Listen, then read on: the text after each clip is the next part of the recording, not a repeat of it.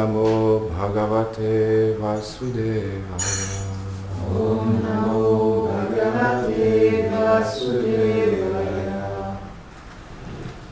On va continuer la teneur et portée du Srimad Bhagavatam, chant 1, verset 3.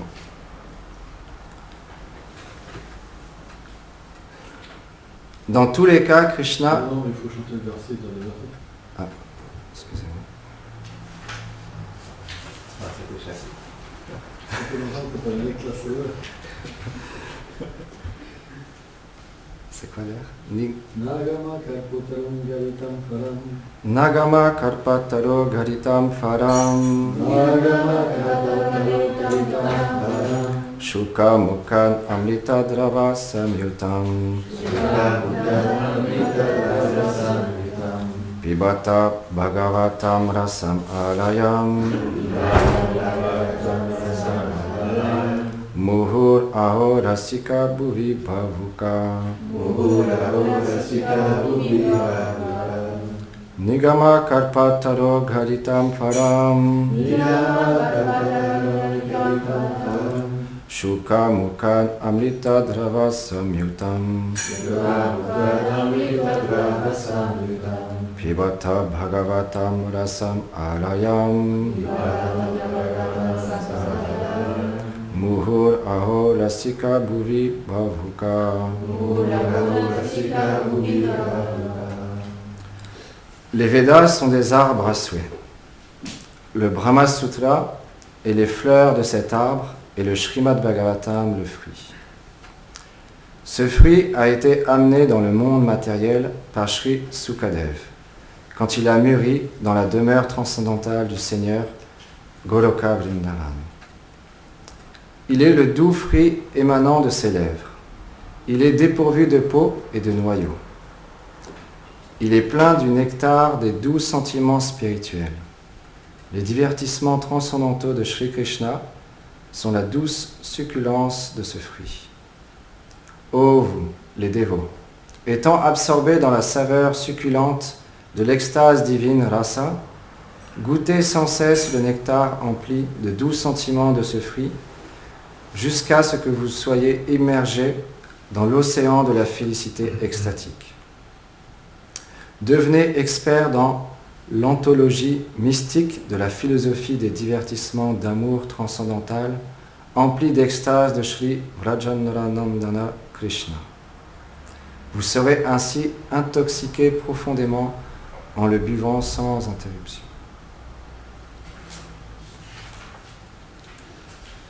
Commentaire.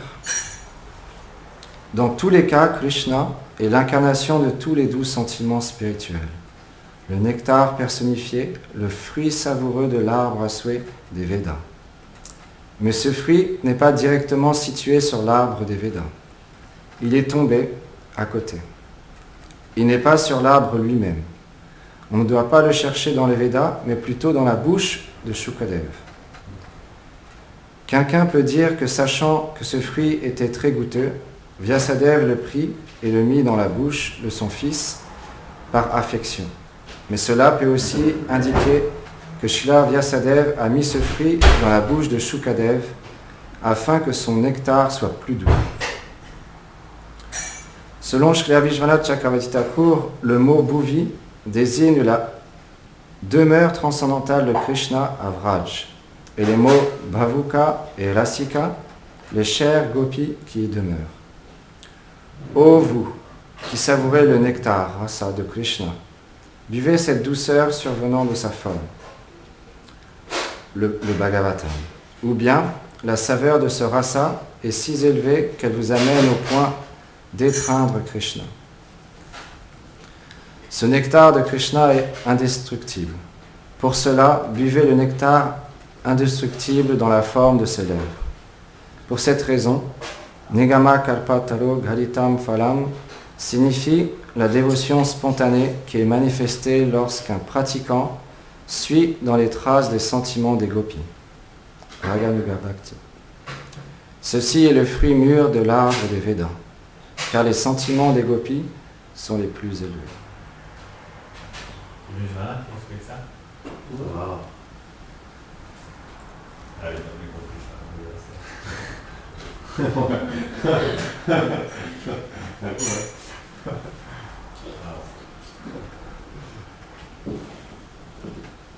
Om Ganati Milandasya Yanam Dhanam Shalakaya Chakshuritam Yena Tasmai Shri Gurave Namaha. Om Vishnu Padaya Krishna Prestaya Bhutale Shrimati Bhakti Svaruddhamda Goswami Tinami. Namo Vishnu Padaya Krishna Prestaya Bhutale Shrimati Bhakti Vedanta Swami Tinami.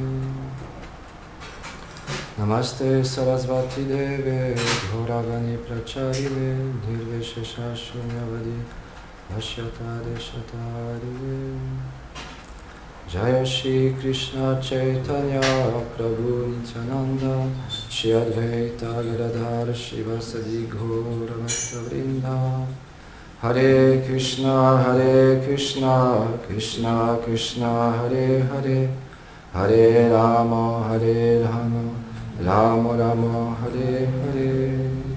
Vrindaye Tulasi Devyaye Priyare Keshavasya Cha Krishna Bhakti Pratadevi Satyavate Namo Namaha. Vanchakarpa Tarubhyacha Kripa Sindhu Vyayevacha Patitanam Pavanebhyo Vaishnavebhyo.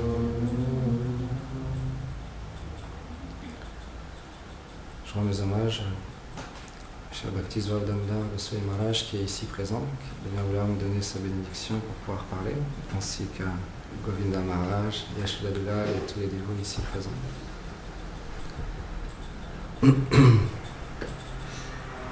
J'avais pas du tout prévu d'être ici à cette place aujourd'hui. J'ai imploré la miséricorde de Nityananda de Gauranga de m'inspirer à parler sur les gloires de Shri Krishna. Et Krishna est tellement miséricordieux qu'il vient dans ce monde sous la forme du Srimad Bhagavatam. Et les personnes qui sont très fortunées rentrent en contact avec le Bhagavatam, donc on peut comprendre que nous sommes très fortunés. Parce que c'est extrêmement rare, c'est expliqué dans Sri Chaitanya Charitamrita, qu'après des millions d'existences, rare est une personne qui rentre en contact avec un pur Vaishnava et qui commence la pratique spirituelle. Donc quand on apprécie cette bonne fortune, naturellement on a envie aussi de la transmettre aux autres à travers différents services. Quel que soit le service qu'on fait, on peut toujours méditer et apprécier que d'autres personnes puissent aussi recevoir cette bonne fortune à travers les livres, à travers le Saint-Nom, à travers le temple et les déités.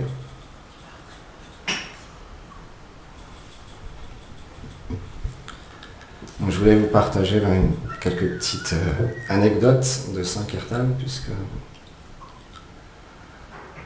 en ce moment c'est un service que j'affectionne particulièrement. Et, ouais, il y a une histoire qui pour moi est très, très touchante, de voir à quel point le Seigneur est très miséricordieux. Quand on est allé au Népal, il y a quelques années, je me rappelle la première fois avec Gurudev, Gurudev il partageait souvent que Krishna il vient sous cette forme de Shalagram Shila, il est tellement humble. Il vient et les gens ils le mettent même, c'est horrible de voir ça, les gens ils prennent le Shalagram Shila et ils font tenir les portes avec, ils le cassent, ils le mettent dans des situations, mais qu'un Vaishnav, quand il a réalisé sa position éternelle et qu'il a le darshan de Krishna, qu'il a Krishna dans son cœur, de voir ça, c'est très douloureux. Et en même temps, il y a une vision de voir à quel point le Seigneur il se met dans des positions tellement humbles. Et l'autre jour à Metz, quand on distribuait des livres avec Govinda Maharaj, à un moment donné, on est sorti de la voiture il y avait une université, donc on allait aux alentours de l'université pour rencontrer les étudiants qui étaient présents, qui passaient par là. Et donc à un moment donné, je parle avec un étudiant, et il prend la Bhagavad Gita, et on discute, et donc il prend le livre et il ouvre son sac, et dans son sac il y avait des chaussures. Et il a pris la Bhagavad Gita, il a mis juste sur les chaussures, comme ça. Et là j'ai pensé tout de suite à ce que Gurudev partageait au Népal. Parce que Krishna, il est non différent de ses paroles, son nom, sa forme, ses attributs. La Bhagavad Gita, c'est Krishna lui-même qui parle à Arjuna, c'est un livre extrêmement saint. Et donc après, je me suis mis à réfléchir, mais en fait, là, on distribue des livres à toutes ces personnes, mais comment ils vont les lire, à quel endroit ils vont les poser. Là, tout de suite, ça m'a fait comprendre que Krishna, là, il est tellement miséricordieux, il parle avec cette personne, posée sur des chaussures, dans son sac. Et donc, je me suis mis à réfléchir. Effectivement, c'est vrai que les personnes, ils n'ont pas cette notion-là que nous, on a, que Krishna, il est non différent de ses textes. Et donc, Non, après ça fait des crash quand ça enregistre. Je vais parler plus fort, désolé. Parce que c'est pas, tu peux pas celui-là, ça fait des crash. Donc on peut voilà, justement comprendre que les personnes ils peuvent lire même en mangeant le matin, au petit déjeuner, en même temps de manger, lire le Bhagavad Gita, et Krishna il est tellement humble, il donne sa miséricorde à ces personnes qui n'ont pas la connaissance qu'il est directement le Seigneur sous la forme des livres. Et effectivement, comme Srila Vishwanath Chakravarti Thakur explique dans ce verset, on est très fortuné de pouvoir entendre les textes sacrés de l'Inde à travers la bouche de nos maîtres spirituels comme Srila Prabhupada par exemple, qui est venu en Occident donner ce fruit mûr des Védas qu'est le Srimad Bhagavatam à tous les êtres, sans discrimination. À toutes les personnes qu'il rencontrait, il parlait avec beaucoup de ferveur, beaucoup d'amour et d'intensité pour leur faire comprendre que leur situation, elle n'est pas favorable. En tant qu'être humain, c'est notre devoir de pratiquer une vie spirituelle, de pouvoir comprendre qui nous sommes, qui est le Seigneur suprême, quelle est notre relation avec lui, pour être heureux.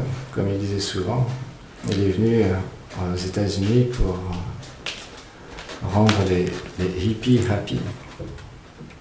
Parce qu'à cette époque-là, les étudiants, les jeunes, ils étaient très révolutionnaires et ils cherchaient quelque chose, ils avaient soif de changement.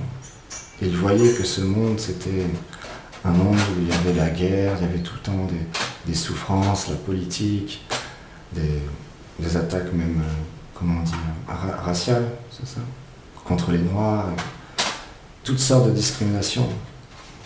Et que ça n'avait aucun sens. Donc ils cherchaient une connaissance supérieure qui puisse répondre à leurs questions, à leurs attentes.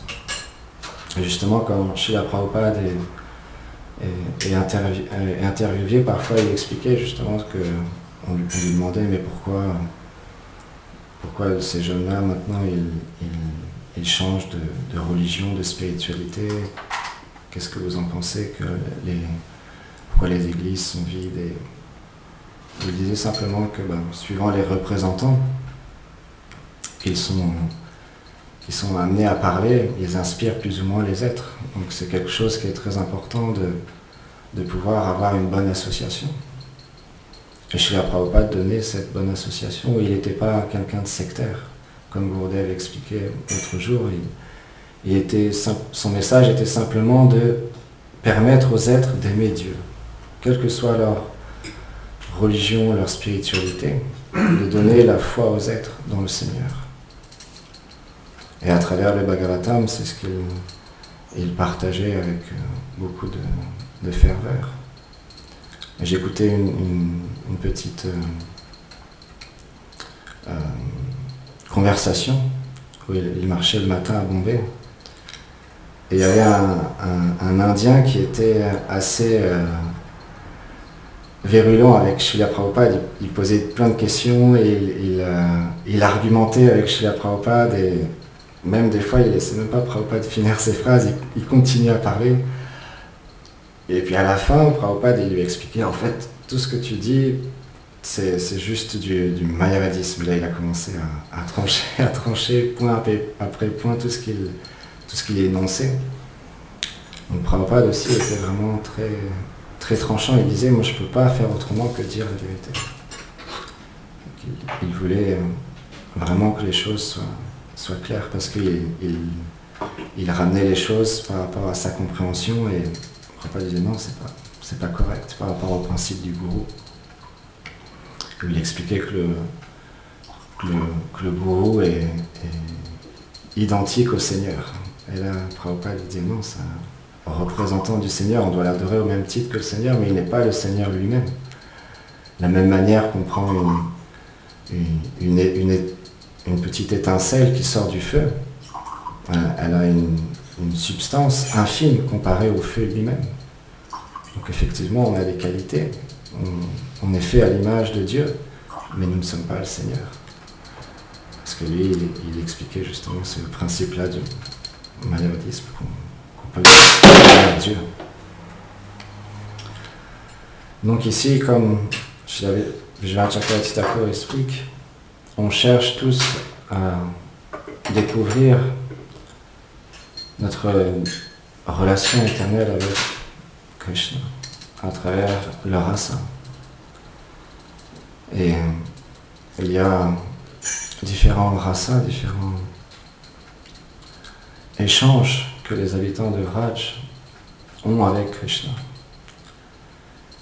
Et je voulais partager une petite histoire qui est vraiment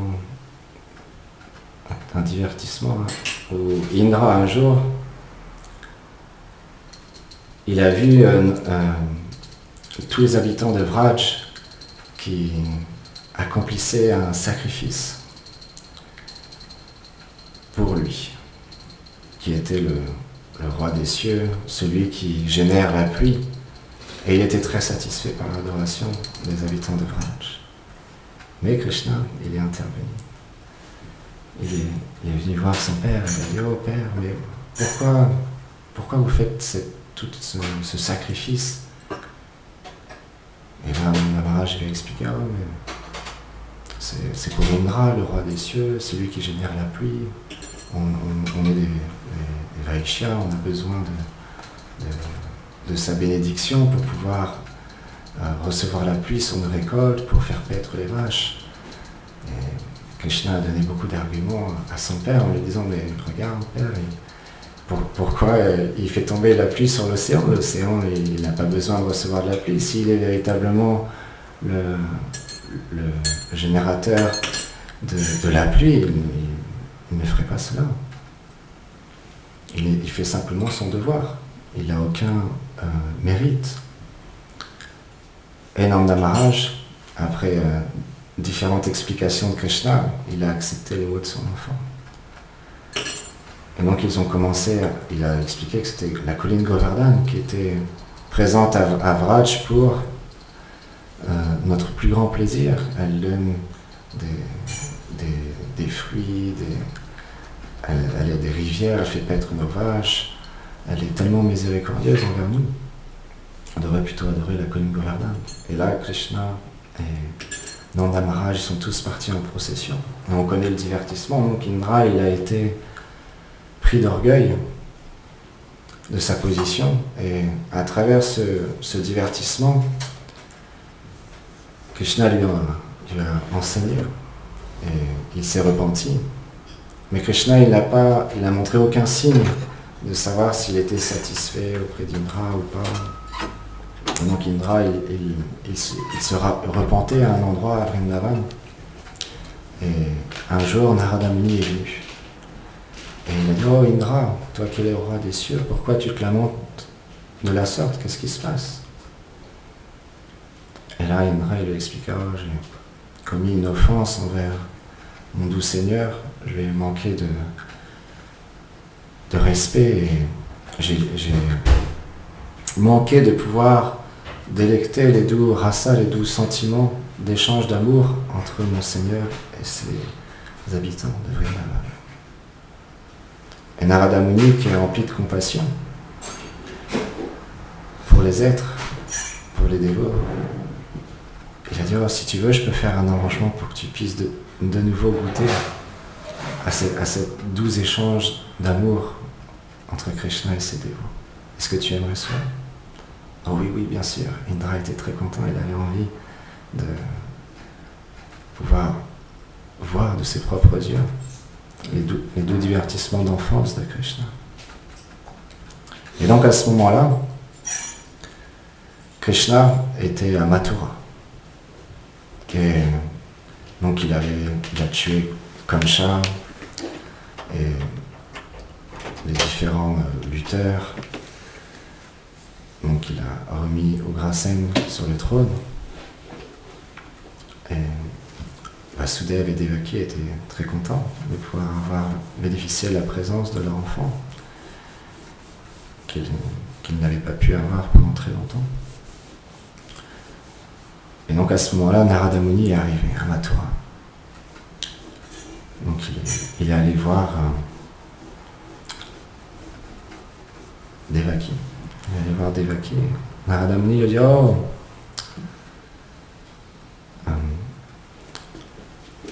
pourquoi tu as fait de tels mensonges? Tu avais promis des choses envers le Seigneur, envers les Devas, et là tu n'accomplis pas ta promesse. Et elle était perturbée, elle a dit, mais pourquoi tu dis de telles choses? Qu'est-ce que j'ai fait? Et il lui a expliqué, en fait, quand tu n'avais pas d'enfant, tu as fait d'innombrables feux de sacrifice pour obtenir un enfant, en disant que tu offrirais un fait de sacrifice en échange des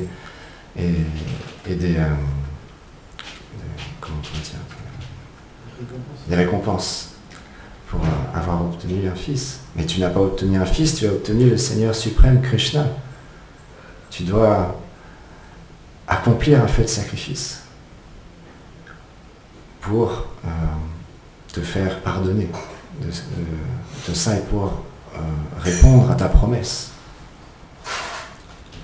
Donc Devaki a dit, oh, ok, mais moi je suis juste une femme très simple, comment je vais faire pour organiser tout ça? Il va falloir inviter plein de monde, et s'il te plaît, aide-moi, Narada Muni, toi qui voyages à travers tous les univers, qui connais tellement le monde, est-ce que tu peux m'aider? Et Narada me dit, ok, pas de problème, je peux faire ça, il n'y a pas de souci. Mais la mère de Kamsa, qui était présente, elle a dit, oh, par contre, Narada Muni, surtout, n'invite pas ces rascals, ces menteurs de Vrajbasi qui pensent que Nanda Maharaj et Mayashoda sont les parents de Krishna. Surtout ne les invite pas. On ne peut pas les voir ici à Mathura. Et Narada Muni a dit, oui, bien sûr, il n'y a pas de problème. Et tout le monde sait que Narada Muni, c'est un aspect très particulier en lui, c'est qu'il aime bien faire c'est comme un jeu avec le Seigneur et ses dévots. Il fait des circonstances particulières où il y a des divertissements qui se manifestent incroyables. Donc qu'est-ce qu'a fait Narada Muni? La première personne qu'il est allé voir, c'est Nanda Maharaj. Il est allé voir Nanda Maharaj, il a dit, oh. Et Nanda Maharaj, dès qu'il a vu Narada Muni, il lui a offert ses hommages, et il a dit, oh, parce qu'ils savent que Narada Muni, il peut éventuellement, probablement avoir des nouvelles de leur enfant. Et comme explique Vishwanath Chakravarti Thakur, les doux sentiments d'amour à Vraj, comme Nanda Maharaj est le père de Krishna, il n'a qu'une seule chose dans son cœur, c'est que Gopal, c'est son enfant. Donc il voulait avoir des nouvelles de Krishna. Donc il a approché Narada Muni, il a dit, oh Narada Muni, quelle bonne fortune t'amène ici. Et il a dit, oh mais vous n'êtes pas au courant. Ah non, quoi donc? mais Krishna, il va accomplir un feu de sacrifice, un Mathura. Vous n'êtes pas invité. Nanda Maharaj était très peiné et Mary Yashoda, elle a commencé à paniquer, dire ah oui, non, on n'est pas invité, nous on veut voir Krishna, on veut y aller. Et Nanda Maharaj va dire oh, mais c'est notre enfant, on n'a pas besoin d'être invité. Celui qui fait le feu de sacrifice, on y va, on va le voir. Et là, tous les habitants de Vraj ont commencé à désirer aller à Mathura pour voir Krishna. Nanda Maharaj, Mary Yashoda, les pattes, les gopis, les oiseaux, les pois, tout le monde voulait aller voir Krishna à Mathura. Et donc ils sont rendus à l'entrée de Mathura, et là, en fait, Narada Muni, entre-temps, quand ils étaient sur le chemin, il est retourné à Mathura. Et donc là, Devaki a dit « Oh, Narada Muni, c'est bon, tu as invité tout le monde. » Oui, oui, oui, j'ai invité tout le monde. Ils vont tous venir. Et la mère de Kamsa a dit « Mais tu n'as pas invité ces habitants de Vraj, hein, bien évidemment. » Ah mince, j'ai oublié ce que tu m'avais donné comme instruction. Ah non, désolé. Eux aussi, ils vont venir, ils sont invités. Elle a dit, il n'y a pas de problème, on va mettre des gardes à l'entrée de Mathura, ils vont bloquer l'entrée, ils ne vont pas pouvoir venir assister au feu de sacrifice. Et donc là, à ce moment-là, Krishna a commencé le feu de sacrifice. Il y avait des grandes récitations, des brahmanas qui récitaient les shastras, il y avait beaucoup de bruit. Et Nanda Maharaj et Mary Yashoda sont arrivés à l'entrée de Mathura. Donc, moi je ne suis pas qualifié pour parler des sentiments des habitants de Vraj, mais les sentiments de séparation de Nanda Maharaj et Mary Yashoda sont illimités parce que Krishna est à Mathura. Donc, il y a une conférence qu'on a traduite avec Janavadevi qu'on aimerait bien partager un jour aussi. Uddhava, il rencontre Nanda Maharaj à Vrindavan. C'est une classe de Srila Gaur Govinda Maharaj qui s'appelle Uddhav Sandesh. Et donc, les habitants de Vrindavan, ils sont véritablement dévastés de séparation de Krishna. C'est leur vie, leur âme. Donc là, quand ils arrivent à la porte de Mathura, ils ont la possibilité de voir Krishna depuis tellement longtemps. Il y a on ne peut même pas dire une impatience, et des sentiments illimités qu'ils ressentent dans leur cœur. Mais il y a les gardes qui empêchent le passage. Et là, Mary Yashoda, elle commence à pleurer, à hurler « Non, c'est pas possible, c'est mon enfant, c'est Kana, c'est mon enfant, vous pouvez pas me laisser à la porte comme ça, c'est pas possible. » Et là, Narada Muni, il s'est retrouvé dans une situation compliquée parce que Mary Yashoda et Devaki, et toutes les deux mères de Krishna. Et donc là, à ce moment-là, la mère de Kamsa a dit, mais ok, mais il faut trouver une solution. Narada Muni, qu'est-ce que tu proposes? Donc Narada Muni ne pouvait pas prendre parti, sinon il allait rencontrer des problèmes. Donc il a dit simplement, il faut que chacun à votre tour vous appelez Krishna. Et on verra quand Krishna viendra, quand il entendra l'appel de sa mère. Et donc, la mère de Kamsa dit, ok, Devaki, vas-y en premier, appelle Krishna. Et donc là, elle a appelé Krishna, Krishna, Krishna, Krishna. Mais il y avait beaucoup de bruit, Krishna était en train de faire un feu de sacrifice. Et il entendait pas qu'est-ce qui se passait. Et donc au bout d'un certain temps, Devaki elle a arrêté, Mary Yashoda a commencé à appeler Krishna. Elle n'a pas appelé Krishna, elle a appelé avec une douce voix, Kana, Kana. Et elle a appelé Krishna comme ça, elle a appelé Krishna, avec tout son amour éternel. Et pendant ce temps-là, Indra était en train d'observer. Narada Muni avait promis à Indra un divertissement d'enfance de Krishna. Donc Indra, il observait ce qui se passait. Et là, à ce moment-là, quand Mary Yashoda, elle appelait Krishna avec juste le mot Kana, Krishna, il a commencé à être perturbé. Et qu'est-ce qui se passe? Quelqu'un m'appelle. Et là, les prêtres, les brahmanas, ils ont dit, ah oui, oh, il y a des villageois qui sont à l'entrée là-bas, ils viennent de Vrindavan. Et là, tout de suite, quand il a entendu ça, il a tout laissé, les ustensiles, il a commencé à courir pour voir Mère Yashoda. Et c'est expliqué qu'à ce moment-là, pour le divertissement, Krishna a repris sa forme d'enfance pour combler encore plus le sentiment maternel de Mère Yashoda. Et Mère Yashoda a couru vers Krishna, et là, une étreinte d'amour incommensurable entre Krishna et Mère Yashoda. Mère Yashoda a baigné Krishna avec ses larmes, avec le lait qui coulait de ses seins. Et de nouveau, il y avait l'union entre Mère Yashoda et Krishna. Et naturellement, il faut comprendre aussi que on apprécie, Gurudev, je vais partager ce divertissement une fois quand on marchait au jardin, on appelle ça le champ de course, le vélodrome, l'hippodrome. Et je lui avais posé cette question et Mère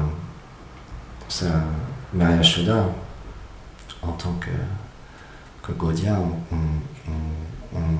on apprécie le sentiment de Mère Yashoda en tant que la mère de Krishna, mais ça n'enlève pas le fait que Devaki, elle aussi, dans son amour pour Krishna, est la mère de Krishna aussi. Donc parfois, il y a les Vaishnavas qui vont dire c'est seulement Yashoda, la mère de Krishna, mais Krishna est réciproque aussi avec Devaki, en tant que son enfant. Et là, simplement pour ce divertissement, Krishna a réciproqué avec Mère Yashoda, mais il a un amour illimité pour Mère Devaki aussi. Et donc Narada Muni est allé voir Indra, et il lui dit, voilà, est-ce que tu es satisfait, tu as pu observer ces deux divertissements en enfance de Gopal, de Krishna. Et Indra était vraiment très satisfait, il a remercié Narada Muni, et donc comme explique ici le Srimad Bhagavatam à travers la miséricorde des bhaktas, des dévots, on peut rentrer en contact avec les doux sentiments, les échanges d'amour entre Krishna et ses dévots, Vraj. Pour ma part, comme vous pouvez tous le voir, je fais d'innombrables offenses et j'agis très souvent mal avec les dévots, donc je vous demande pardon aujourd'hui. Elle vient d'où cette histoire? Madhavendra Prabhu. Et il y a où? C'est Vrajvasi, je ne me rappelle plus son nom. Autant Prabhu qui écrivait des divertissements sur Vraj. Madhavendra, il a des sources très spéciales parce qu'il parle beaucoup de langues. Et que comme il est en Inde tout le temps, il recherche tout le temps des manuscrits, des histoires partout. Il y a beaucoup de sources que personne. Des textes rares. Il traduit les livres justement qui sont rares, qui n'ont pas été encore édités. Il y a des livres qu'il a? On avait cherché, mais on n'avait pas trouvé. C'est dans les articles. Il imprime des magazines.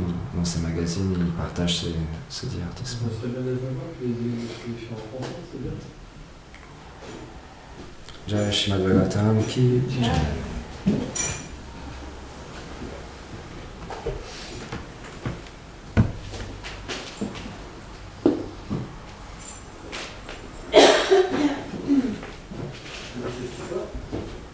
Non. Moi j'ai son email à Madhavendra. Bon, j'ai pensé, c'est intéressant de demander.